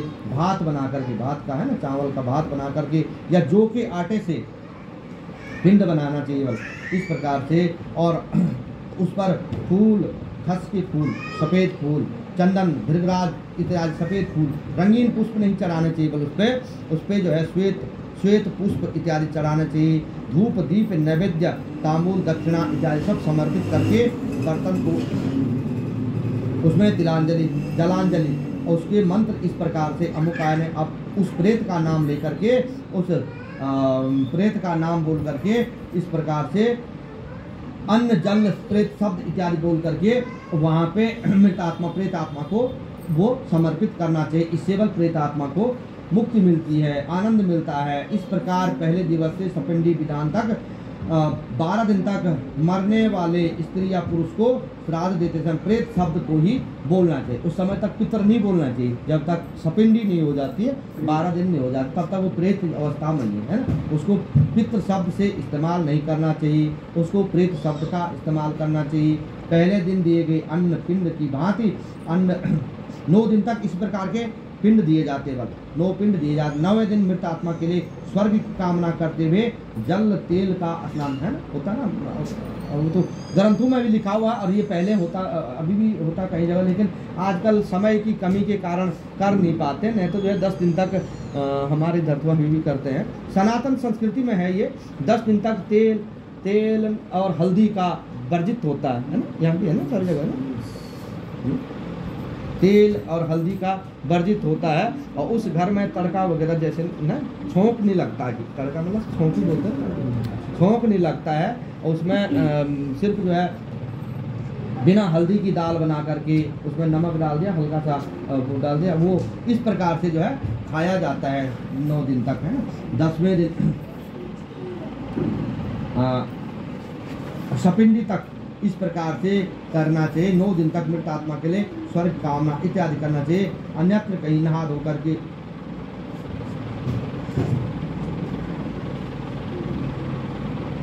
और ऐसा मन में विचार करना चाहिए 9 दिन तक कि इस धान का लावा इत्यादि खीर इत्यादि चढ़ा करके उनकी उन्नति की कामना, मृत आत्मा की उन्नति की कामना, इसको जो है अधोगति प्राप्त न हो, ऊर्ध्वगति प्राप्त हो, इस प्रकार की कामना करनी चाहिए। और दूध सहित जो है धान का लावा फेंकना चाहिए केवल घर के बाहर। इस प्रकार से जो है गरुड़ को भगवान कहते हैं कि 10वें दिन उड़द का पिंड बनता है। आप है ना नदी में जाते हैं रोज स्नान के लिए, उसमें जरूर पंडित जी तब तक साथ रहते हैं।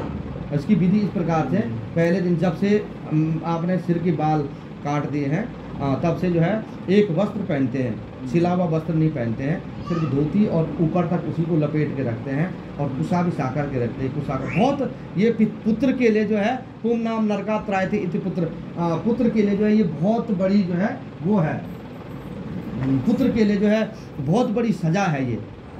तभी तो ये माता के दूध का और पिता के जो है उसका ऋण तभी तो दे पाता, माता के दूध का ऋण तो तभी भी नहीं चुका पाता बालक।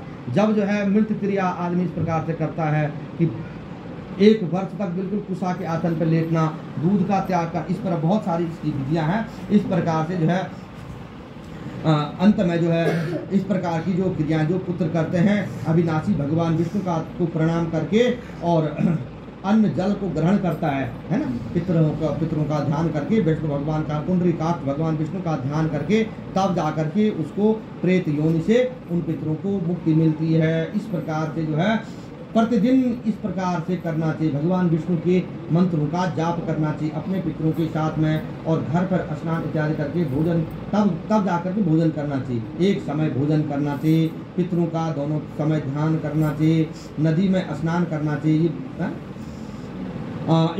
गरुड़ पुराण बुधवार 11 अध्याय। भगवान श्रीमन्नारायणान बद्री विशाल भगवान सचिदानंद रूपा विष्णुत्पत्त्यादि हेतवे तापत्रे विनाशाय श्री कृष्णाय वयं नमो।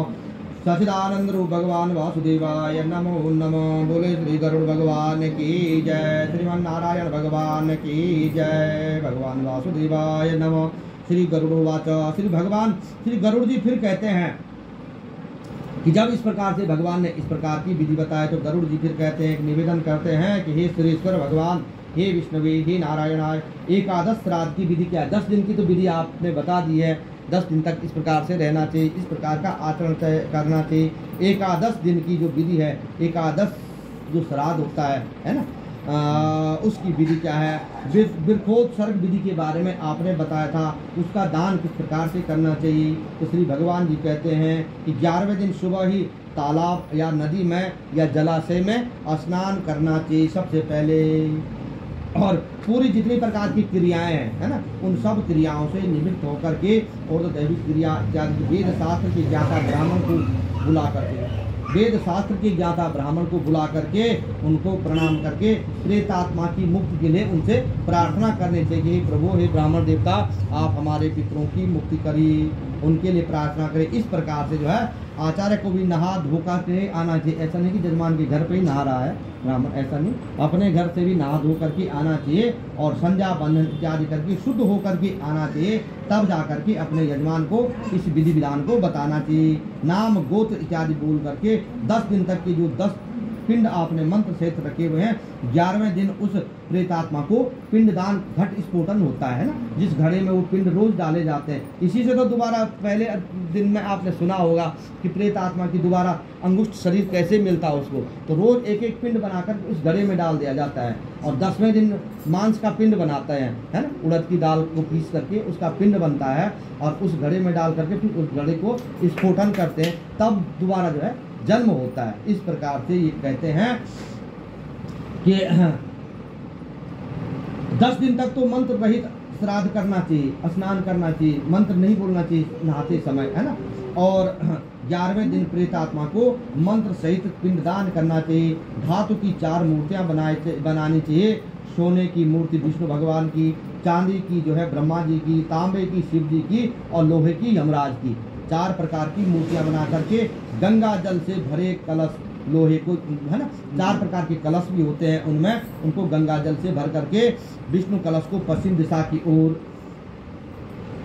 रखना चाहिए। पीताम्बरी और उसको जो है पीताम्बरी से लपेट देना चाहिए। जिस प्रकार से हमने ये रखा हो ना, ये विष्णु भगवान साक्षात है। इस प्रकार से ब्रह्मा कलश को दूध से भर करके रखना चाहिए पूर्व दिशा की ओर। उसमें भी श्वेतांबर सफेद कपड़ा उसमें लपेटा होना चाहिए।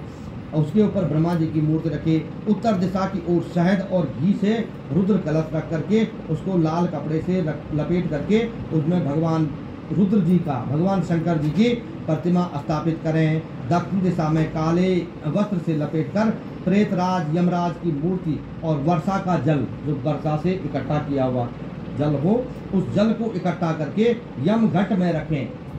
लोहे का जो पात्र होता है ना, या मिट्टी का जो पात्र होगा उसको यम घट बोलते हैं। यम घट में रखें। इन चारों कलशों के मध्य कुशा से बने प्रेत की मूर्ति भी रखें। बस उन चारों कलश चारों दिशाओं में रख दे। उनके बीच में कुशा से प्रेत की मूर्ति बनानी चाहिए। बस उस मूर्ति को उसमें रखें। दक्षिण दिशा की तरफ मुख होकर अपसभ्य होकर के, अपसभ्य मतलब दाहिना घुटना जमीन में रखकर बायां घुटना ऊपर उठा करके, ये अपसभ्य मुद्रा है। इस अपसभ्य मुद्रा में पितरों का तर्पण करें। ब्रह्मा विष्णु धर्मराज वेद मंत्रों का तर्पण करें। इस प्रकार से जो है ऐसा बंधन के और ब्राह्मण से प्रार्थना करें, हे विप्रदेव, हे ब्राह्मण देव, हे मेरे कुल पुरोहित, इस प्रेत मूर्ति का जो है आप जो है उद्धार करो, इस मृत आत्मा का उद्धार करो। ये सैया, तब सैया दान करना चाहिए। सैया में भी जो है पूरे जो भी आप बिस्तर में बिछाते हैं, जो भी उसको पसंद था कपड़ा, ऐसे दिया जाता है। वैसे तो जो उनको पसंद हो, वो किसी को जो है सफारी सूट पहनने का शौक होता था जिंदगी में, किसी को कुर्ता पहनने का शौक होता था, किसी को, तो उसकी पसंद का ही कपड़ा दिया जाता है। उसके पसंद के जो बिस्तर थे, पांच कपड़े होते सैयादान के, और वो तब जो है करके अपने कुल पुरोहित ब्राह्मण देवता को वो सैयादान पूरे उसमें अन्न, आटे से लेकर के लोग घी, चावल, चीनी, दाल, सारी जितनी सामग्री आपके घर में पकती है, सब्जी, आलू इत्यादि, सारा सामग्री उसमें रख करके, और तब जा सैया के ऊपर रख करके कलश बना करके तब वो ब्राह्मण जी को जो है समर्पित करनी चाहिए। ऐसा बोल कर जो है ब्राह्मण जी को बोला। ब्राह्मण जी बोलेंगे वितोस्मित प्रतिवचनम, तुम्हारा कल्याण हो, तुम्हारे पितरों को मोक्ष मिले, मोक्ष प्रदान हो। इस प्रकार कह करके उनकी परिक्रमा करें। गाय का जो है फिर जो है गाय के सारे अंगों का स्पर्श करके गोदान करना चाहिए, है ना। गाय के सभी अंगों का पूजन करना चाहिए, अंत में गोदान करना चाहिए। अनेक अनेक प्रकार के जो है उसके मंत्र बताए गए हैं। फिर उसके बाद उसमें इस वृक्षोत्सर दान के बारे में बताया गया। हीन अंग वाले किसी बैल का या किसी सांड का जो है दान नहीं करना चाहिए। किसी का हाथ पैर टूटा हुआ है, किसी का सिंग टूटा हुआ है, किसी के कान पे छेद है, ऐसा नहीं कि इसको जो है ब्राह्मण को दे दो, वो ना। इस प्रकार की गाय का भी, गाय कैसी होनी चाहिए गोदान जब आप करते हैं तो पयस्वनी, शील रूपा, हेम श्रृंगी, इस प्रकार से गाय का दान करना चाहिए। पयस्वनी मतलब दूध देने वाली, ऐसा नहीं कि दूध पी दिया पहले और फिर उसके बाद ब्राह्मण को दान कर दिया। पहले जो है फिर जो है गाय को मार करके उसके सिंग को तोड़ दिया ब्राह्मण को, ऐसा नहीं। पयस्वनी, शील रूपा, ऐसी गाय भी नहीं देनी चाहिए बिल्कुल लात मारती हो, है ना। ऐसा ना हो कि सवेरे आपने ब्राह्मण जी को गाय दान करे, ब्राह्मण जी दूध निकालने लगे, ब्राह्मण जी के सारे दांत निकाल दी गाय, ऐसी भी गाय नहीं देनी चाहिए, है ना। गाय ऐसे चाहिए शील रूपा, शांत, इस प्रकार से। पयस्वनी, दूध देने वाली, शील रूपा, हेम श्रृंगी मतलब उनके सिंग, सुंदर तो होती गाय, लेकिन उनके सिंगों पे जो है सोना लगा करके, है सोने के सिंग लगा करके दान करना चाहिए। इस प्रकार से जो है ऐसे ही बैल का भी लिखा हुआ है कि ब्राह्मण को जो है लाल आंख वाली, जिनकी आंखें लाल हो, इस प्रकार का सांड वृक्ष जो है वृषभ दान करना चाहिए। पिंगल वर्ण की सिंग वाला सफेद, ये अलग अलग प्रकार के अलग अलग वर्णों को किस प्रकार से दान करना चाहिए वो लिखा गया है। जिसके अंग पूर्ण हो, जिनकी पूंछ पूरी लंबी हो, जिनके चारों पैर बराबर हो, ऐसे दान का महत्व बताया गया है। इस प्रकार से जो है इनका दान करना चले। ये जो है पितरों को अच्छे लगते हैं। सफेद कलर, सफेद रंग की जो गाय होती है, जिसके चार पैर, मुख और पूंछ जो है जिसकी सुंदर हो, सुंदरता है, देह रंग जिसका अच्छा हो, नील वर्ण, इस प्रकार से जिसका रंग हो बल उस जो शोभायमान हो, कबूतर के समान रंग हो, जिसका सुंदरता हो, है ना, कामधेनु की किस्म की, इस प्रकार की जो है गाय का और वृषभ का दान कर, महानील पद्म, इस प्रकार से जो उसका दान करना चाहिए उस हेतु से। और इस प्रकार की कामना करनी चाहिए जब आप दान करते हो कि मैं बहुपुत्रवान हो, मेरे घर में जो है सुख शांति रहे। वो गाय जो है आपको एक इस प्रकार से अनेक अनेक प्रकार से इनका वर्णन किया गया है। जो इस प्रकार से नहीं करता है, जो पितरों को गोदान नहीं कराता है, जो पितरों का जो है श्राद्ध तर्पण इत्यादि नहीं करता है, वो पुत्र जो है 1000 वर्षों तक विष्ठा के समान होता है। वो पुत्र जो है विष्ठा है कि गंध है, वो है नहीं बोलते कि ये पुत्र को जो है वो पुत्र जो है विष्ठा के समान है। उसके पूर्वज जो है रौरव नामक नरकों में पड़े रहते हैं। रौरव नामक नरक क्या है ना? रौरव नरक जो है गंध और पीप की जो नदी होती है, कुंड होता है, विष्ठा से भरा हुआ, गंध से, और मातृका जो माता का जो है जो ऋतु स्नान का जो रक्त होता है, जो पीप होता है, जो ये गंदी चीज होती है, वो भरा होता है। उस वो नरक में जो है उनके पितर जो है उल्टा लेटे रहते हैं। जो इस प्रकार के पितरों का दान नहीं करता है और जो वृषभ दान करता है, उनके पितर जो है 21 सीढ़ियां चढ़ करके जो है अंत में स्वर्ग लोक को चले जाते हैं। इस प्रकार से विधि विधान पूर्वक सबत्स गो बछड़ा सहित गाय का जो है बछड़े के सहित दान करना चाहिए। हाँ, बछड़ा जो भी है इसका। और इस प्रकार से जो है उस बैल का जो है वो धर्म रूप है बैल, गाय पृथ्वी रूप है। धर्म रूपी बैल से इस प्रकार से प्रार्थना करनी चाहिए, हे बैल तुम धर्म रूपी हो, तुम्हें ब्रह्मा जी ने पहले बनाया था, सबसे पहले तुम्हारी उत्पत्ति हुई थी और तुम उत्सर्ग हो, तुम सबको तारने वाले हो, और मुझे संसार रूपी सागर से पार उतारो। मेरे पितरों को जो है संसार रूपी सागर से पार, यह मंत्र बोल करके जो है नमस्कार कर करके जो है बछड़ा बछड़ी को छोड़ दे। ऐसा नहीं कि रस्सी पे नहीं बांधना चाहिए, उनका संकल्प करके ब्राह्मण जी के हाथ में भगवान इस प्रकार से कहते हैं कि जो इस प्रकार से करता है उसके पितर जो है प्रेत योनि में कभी नहीं जाते हैं, उनको हर समय मोक्ष प्राप्त होता, हर दम जो है देव योनि में वो हर बार जो है जन्म लेते हैं। इसलिए जो है बिरपूत सर्व जरूर करना चाहिए, बैल का दान जरूर करना चाहिए, गाय का दान जरूर करना, उनका फल इस जीवन में ही मिल जाता है। अगर आपने गोदान किया है तो निसंतान जो दंपति है, जिनके घर में संतति नहीं है, उनको संतति की प्राप्ति हो जाती है। जो अनेक प्रकार के बंधनों में बंधे हुए हैं, उनके सारे बंधन छूट जाते हैं। जिनके घर में पुत्र पौत्र इत्यादि नहीं है, अन्न नहीं है, जिनको जेल की यात्राएं, हर प्रकार के जितने भी कष्ट क्लेश हैं, वो सारे कष्ट क्लेश छूट जाते हैं। कार्तिक चैत्र महीनों में सूर्य उत्तरायण होने पर या दक्षिणायन होने पर इस प्रकार से शरीर का जो त्याग करते हैं, उनकी अलग विधि बताई गई है। शुक्ल पक्ष की प्रतिपदा से द्वादशी पर्यंत इस प्रकार का दान, और ऐसा मरने के बाद आप इस दान को कभी भी कर सकते हैं। इस प्रकार से जो है होम जप इत्यादि करा करके वो दान शुद्धता पूर्वक करना चाहिए। ब्राह्मण को दान देना चाहिए। हे पक्षीराज गरुड़, पुत्रहीन या पुत्र वाला कोई भी हो, वृक्षोत्सर्ग दान तो सबको करना चाहिए, ये मन चाह फल देने वाला होता है। वृक्षोत्सर्ग न मिलने पर ये वृक्षोत्सर्ग जो दान करते हैं उसको जो है अतुलनीय गति मिलती है, उसकी कोई तुलना नहीं, उसकी किस प्रकार ऐसी गति अनुभूत देने वाली होती है। इस प्रकार से जो और उस अब इसमें फिर लिखते हैं, हे पक्षीराज गरुड़, अब ऐसा नहीं कि जो है ब्राह्मण जी को सांड दान कर दिया और वो सांड ब्राह्मण जी ने बेच करके वो फिर किसी का हल जोत रहा है। फिर इसमें लिखते हैं कि जो मनुष्य सांड को जो है दान करके उसकी पीठ पर हल जोतता है, वो कल्प कल्प तक घोर नरकों में पड़ा रहता है।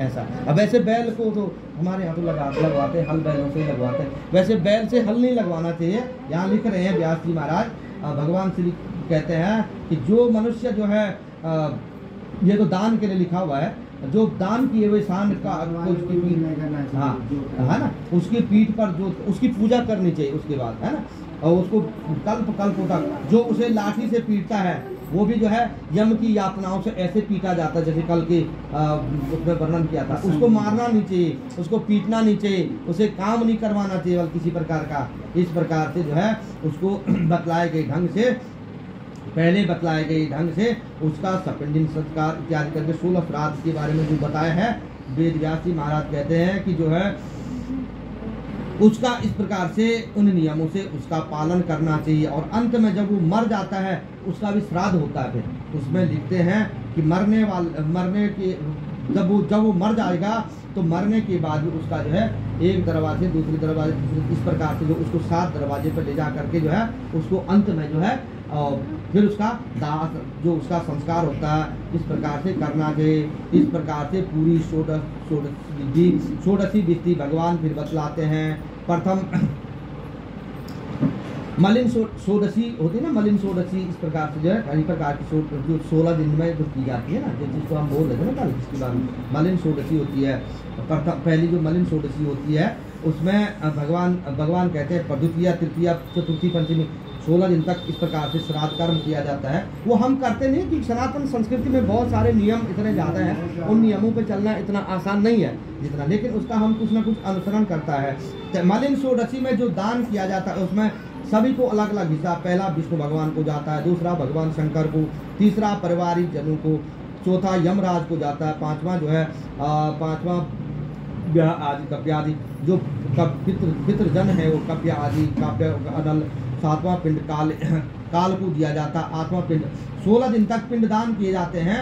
और 16 दिन के पिंडदान जो है 16वां पिंड तत्पुरुष को दिया जाता जो मरते हैं, 16वां भाग मिलता है उनको, एक है ना जब पिंडदान करते हैं तो 16वां भाग पिंडदान उसको मिलता है। इस प्रकार से जो है इस प्रकार से हे पक्षीराज गरुड़, फिर भगवान कहते हैं कि तत्व ज्ञानी इसे मध्यम षोडशी बतलाते हैं।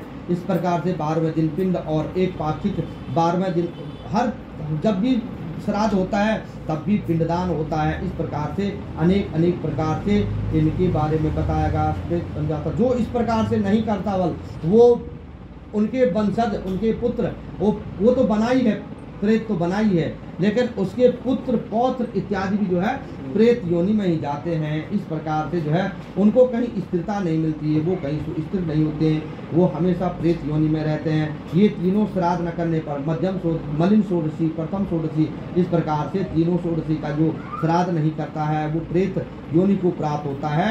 इसलिए अतः पुत्रों के द्वारा जो है हमेशा अपने पिता पुत्र स्त्री को हमेशा इस प्रकार अच्युत भगवान का नाम लेकर, भगवान विष्णु का नाम लेकर के जो है मलिन षोडशी इत्यादि श्राद्ध करने चाहिए। इस प्रकार से भगवान कहते हैं।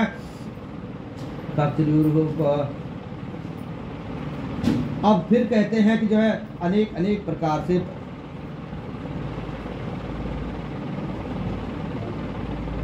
जो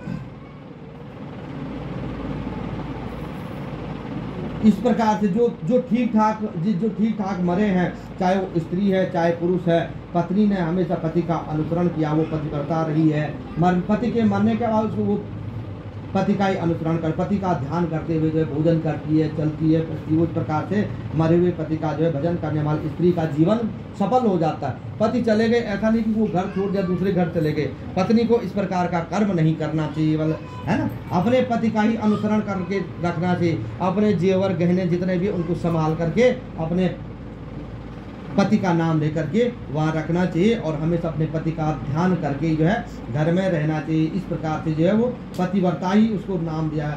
पागलपन के कारण आग में जलकर जो मर जाता है, इसलिए जो है अपने शरीर को, ये शरीर बहुत जो है भाग्योदयेन बहुजन समर्जितेन सत्संगम लब्धे पुरुषो यदावे, ये शरीर बहुत ही कीमती है ना, और इतना क्षणभंगुर जीवन की कलिका, ये शरीर जितना कीमती है इतना ही क्षणभंगुर भी है।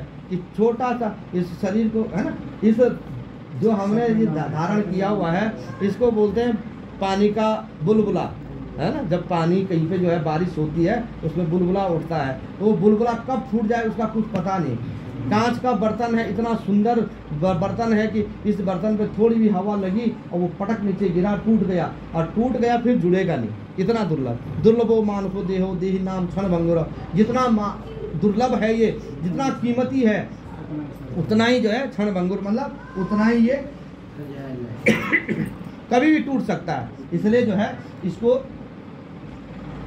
और इसकी सुंदरता तब है, इसमें जो गुलदस्ते हैं वो जो है दया दान तप, ऐसा नहीं जैसे गुलदस्ते में फूल लगाते उसकी शोभा और बढ़ जाती है। इस शरीर की सुंदरता क्रीम पाउडर लगाने से नहीं है, इस शरीर की सुंदरता है जब इस शरीर से जो है दान किया जाए, धर्म किया जाए, तप किया जाए, यज्ञ किया जाए, ये कर्म किए जाए, तब वो गुलदस्ते उस सजते हैं उस फूलदानी में, है ना। तो इसलिए जो है हमेशा भगवान का इस प्रकार से ध्यान करना चाहिए कि जो श्वास हमारे अंदर गई है क्या वो बाहर आ पाएगी। और इस शरीर को हमेशा क्षणभंगुर समझना चाहिए, है ना। इसलिए कहते हैं कि क्षणभंगुर जीवन की कलिका, कल प्रात को जाने खिले न खिले। अभी मैं सोया हूँ, क्या मैं सुबह उठ पाऊंगा? नहीं उठ पाऊंगा, इसकी कोई गारंटी थोड़ी है ना। तो इस कामना से जो है भगवान का नित्य प्रति सुमिरन करना चाहिए। अनेक अनेक प्रकार से जो है इस शरीर को ऐसे नहीं त्यागना चाहिए। कोई जो है पंखे पे लटक करके शरीर त्याग दिया, किसी ने अग्नि में कूद करके शरीर त्याग दिया, किसी ने जो है, ये शरीर बहुत कीमती है। कल पहले प्रसंग में आपने सुना था कि कितने कल्प योनियों में व्यतीत होने के बाद दोबारा ये शरीर मिलता है ना। देवताओं ने भी इस शरीर को धारण करने के लिए कितनी बार, कितने जन्मों तक जो है तपस्या की कि मुझे ये मानव योनि प्राप्त हो, तब भी उनको इस प्रकार की मानव योनि प्राप्त नहीं हुई, है ना। तो ये शरीर इस प्रकार का है। तो इसलिए कहते हैं कि जो जिन्होंने पागल होकर के जो है अपने शरीर को अपने आप ही नष्ट कर दिया है, स्वेच्छा से थोड़ा उसको बाहर ही रख देते धुआं ना। इस प्रकार से लिखा हुआ है कि संस्कार जिन्होंने अपने आग में जल करके अपने शरीर को नष्ट कर दिया, उनके संस्कार भी जो है उसी प्रकार करने से, पागलपन में स्वेच्छा से अपने शरीर को त्याग दिया। सांप के द्वारा काटने पर, मरने पर नाग पूजा पहले करनी चाहिए, जिनकी नाग के काटने से जिनकी मृत्यु होती है। इस प्रकार से जो है चावल और कच्चा तिल पीस करके उनके द्वारा सर्प बना करके और तब उनकी पहले जो है मूर्ति बना करके सफ़ेद फूल और सुगंधित चंदन से उनकी पूजा करनी चाहिए। उसमें धूप दीप इत्यादि लगा करके अंत में जो है उनकी पूजा करके उनको नैवेद्य इत्यादि का भोग लगा करके शक्ति के अनुसार स्वर्ण का सर्प बना करके, स्वर्ण की गाय बना करके ब्राह्मण को दान करनी चाहिए। हाथ जोड़ करके नागराज जिनकी अकाल मृत्यु हो जाती है ना, अकाल मृत्यु मतलब जिन्होंने जो है कोई नदी में कूद जाते हैं, कोई आग में जल जाते हैं, कोई जो है जिनकी अनायास मृत्यु हो गई उनके तो अलग है, लेकिन जिन्होंने जानबूझ करके जो है अपने शरीर को जो है नष्ट कर दिया, ये अधोगति को जाते हैं, वो ऊर्ध्वगति को कभी नहीं जाते हो, है ना। हम सोचते हैं ना कि जो है गुस्सा आ गया और टेंशन हो गया था, टेंशन फ्री हो जाऊंगा, लेकिन टेंशन फ्री नहीं होता, उसके बाद और टेंशन मिल जाती है ना। वहाँ तो फिर जो है भाई तुम अपने शरीर को नहीं संभाल पाए तो व्यायाम के दूत ऐसे पीटते हैं कोड़ों से, मुद्गलों से। चलो जब तक बोलते हैं कि उसकी आयु थी 80 वर्ष की आयु ब्रह्मा जी ने लिखी हुई थी, उसकी विधाता ने लिखी हुई थी, उसने 47 वर्ष की अवस्था में जो है आत्महत्या कर दी, सुसाइड कर दिया। तो जितनी उसकी शेष उम्र बची हुई है तब तक उल्टा लटक करके जो है इस मृत्यु मंडल में जो है चमगादड़ की तरह, चमगादड़ बन करके जो है झूलता रहता है। और बोलते हैं जितनी नदियां हैं उन नदियों का सारा पानी उसको जो है भागवत पुराण में जो तृतीय स्कंद है इसी पे है लिखा हुआ है कि चमगादड़ बन करके पैरों के सारे ऊपर लटक करके, और जितनी भी नदियां हैं, जितने भी ये जो जल के स्रोत हैं वो सब रक्त के समान दिखाई देता है, जिसको पी नहीं सकता है, और ऐसे तड़प तड़प करके जो है इतने वर्ष व्यतीत करता है। इसलिए शरीर की बहुत रक्षा भी करनी चाहिए और इस शरीर से जो है दान, दया, धर्म, सत्य का भी पालन करना चाहिए। इसलिए कहते हैं जिनकी अकाल मृत्यु हो जाती है शक्ति के अनुसार जो है तत्पश्चात उनका जो है नाग पूजन इत्यादि करके, सर्प बना करके, सोने चांदी के नाग बना करके उनका पूजन करना चाहिए। और उस मनुष्य के निमित्त जो है, उस आत्मा के निमित्त नारायण बलि श्राद्ध, एक बहुत बड़ा श्राद्ध होता है, उस नारायण बलि श्राद्ध को दान करना चाहिए। इस तरह जीव पापों से मुक्त हो जाता है, मुक्त होकर के जो है अंत में स्वर्ग को प्राप्त करता है। इसके बाद 1 साल बाद ये अलग अलग विधि की तरह होता है, अन्न और घट का दान करना चाहिए जिनकी अकाल मृत्यु हो जाती है। इस प्रकार से कर्मानुसार बताए गए फल के अनुसार हर वर्ष में 1 वर्ष में जो है 1 वर्ष तक उनके निमित्त जो है जल में पिंड दान कर देना चाहिए, वो देना नहीं चाहिए किसी को। है ना, जिनकी अकाल मृत्यु हो जाती है उनके निमित्त जो है पिंड बनाए और नदी में प्रवाहित कर दिया, जिनकी अकाल मृत्यु हुई। इस प्रकार से जो है 11 दिन तक तो जरूर ही करना चाहिए, जिनकी अकाल मृत्यु हो जाती है। कई लोग गुस्से में करते नहीं ना, गुस्से में कोई मर जाता है तो बोलते नहीं इसका कुछ करना है, लेकिन ऐसा नहीं, वो पीछे वालों के लिए लगता हो, जो जाने वाला वो तो चला गया, लेकिन वो पीछे वालों को फिर जो है वो डसती रहती, वो पूछ जो है ना, इसलिए जो है उसका जरूर करना चाहिए।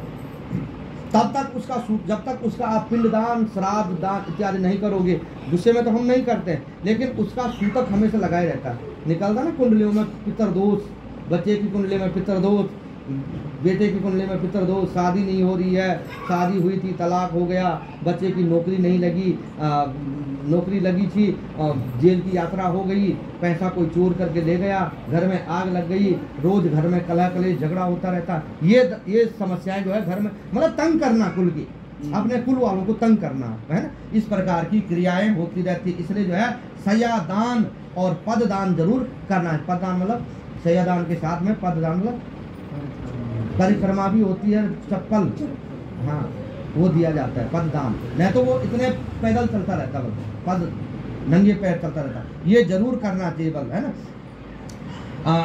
गरुड़ पुराण में जो है इस विधि के अनुसार श्राद्ध कर्म करना चाहिए। बोले श्री नारायण भगवान की जय, सच्चिदानंद भगवान की जय। शांत और शांता शांताकारं भुजगशयनं पद्मनाभं सुरेशं विश्वाधारं गगनसदृशं मेघवर्णं श्रीमन्नारायण भगवान की जय, सच्चिदानंद भगवान की जय, श्री वासुदेव भगवान की जय।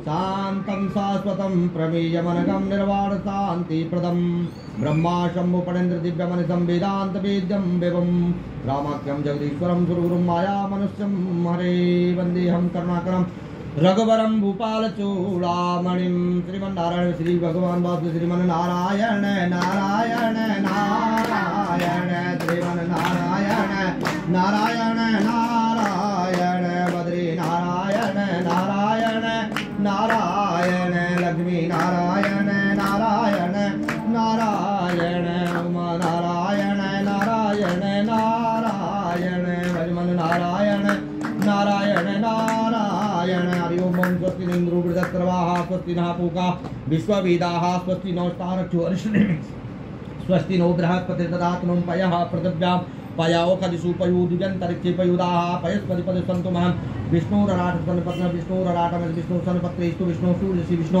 दुर्गो शिवैष्णवसि विष्णवेत्ता ओं पितृमोक्षभवतः श्रीमन्नारायणाय नमः। आगमपाय निदतान्तिकिच्छुष भारत श्रीमन्नारायण भगवान पितृमोक्ष अनादि निधनो देव शंख चक्र गदाधर अवक्ष पुंडरीकाक्षं पितृमोक्ष भवप्रद ओं पितृदेवाय नमः। सर्व पितृदेवाय नमः। सर्व सुख शांति आत्म शांति मन शांति सारी ओम सर्वेश्वर भगवान भोग लगा। श्री वासुदेवाय नमो सच्चिदानंद रूपाय विश्वोत्पत्त्यादि हेतवे तापत्रय विनाशाय श्री कृष्णाय वयं नमः। कृष्ण गोविंद गोविंद राधे गोविंद गोविंद गोपाल राधे कृष्ण गोविंद गोविंद गोपाल राधे कृष्ण गोविंद गोविंद कृष्ण गोविंद गोविंद राधे गोविंद गोविंद कृष्ण गोविंद गोविंद भगवान वासुदेव। ओम अनादि निधनो देव शंकर चक्र गदाधर पुंडरीकाक्षं पितृमोक्ष भवप्रदा श्री पितृदेवाय नमो।